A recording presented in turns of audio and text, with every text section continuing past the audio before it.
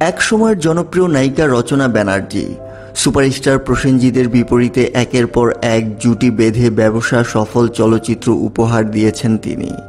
টলিউডের শীর্ষস্থানীয় এই নায়িকা এখন আর সিনেমার পর্দায় আসেন না, তবে দিদি নাম্বার ওয়ান টেলিভিশন শো সঞ্চালনার মাধ্যমে ব্যাপক আলোচিত রচনা ব্যানার্জি।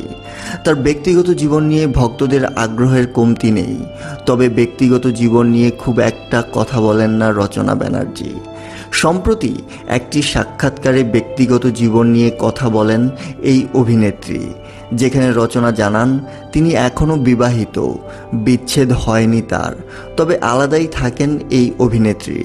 রচনা বলেন, আমি married, I am not happily married, I am not divorced.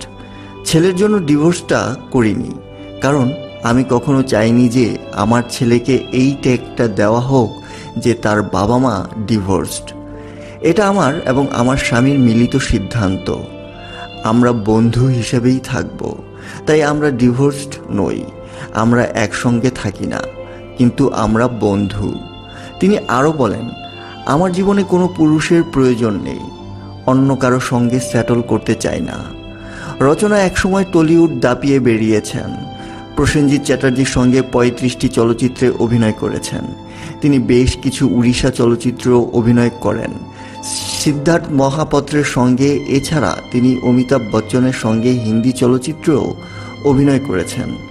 রচনা উপেন্দ্র ও চিরঞ্জীবের সঙ্গে দক্ষিণ ভারতের চলচ্চিত্রেও অভিনয় করেছেন।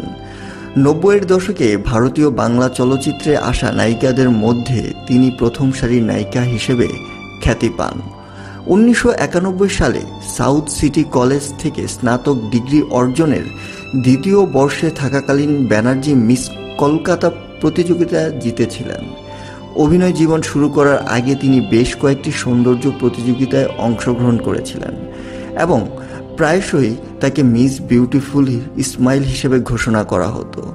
১৯৯২ সালে তিনি মিস ইন্ডিয়া প্রতিযোগিতার গ্র্যান্ড ফিনালেতে অংশ নিতে পারেননি, যেখানে মধু সাপ্রেকে খেতাব দেওয়া হয়েছিল। ১৯৯১ সালের মিস কলকাতার মুকুট পরে তিনি ভারতে ৫টি সৌন্দর্য প্রতিযোগিতায় জয়লাভ করেছেন, যার মধ্যে রয়েছে মিস ইন্ডিয়া প্রতিযোগিতায় মিস বিউটিফুল স্মাইল। তিনি বর্তমানে ২০২৪ সালের জুন থেকে পশ্চিমবঙ্গের হুগলি লোকসভা নির্বাচনী এলাকা থেকে সংসদ সদস্য হিসেবে দায়িত্ব পালন করছেন। তবে রচনা ব্যানার্জির ভক্তকুলের বিশ্বাস, রচনা ব্যানার্জি আবার সিনেমায় ফিরবেন, শুধু দর্শকের কথা চিন্তা করে। ভালো স্ক্রিপ্ট, ভালো চরিত্র পেলেই রচনা ব্যানার্জি আবার অভিনয়ে ফিরবেন, এমন মন্তব্য নেটিজেনদের। আমরাও চাই সে আবার ফিরুক। ধন্যবাদ সবাইকে সঙ্গে থাকার জন্য।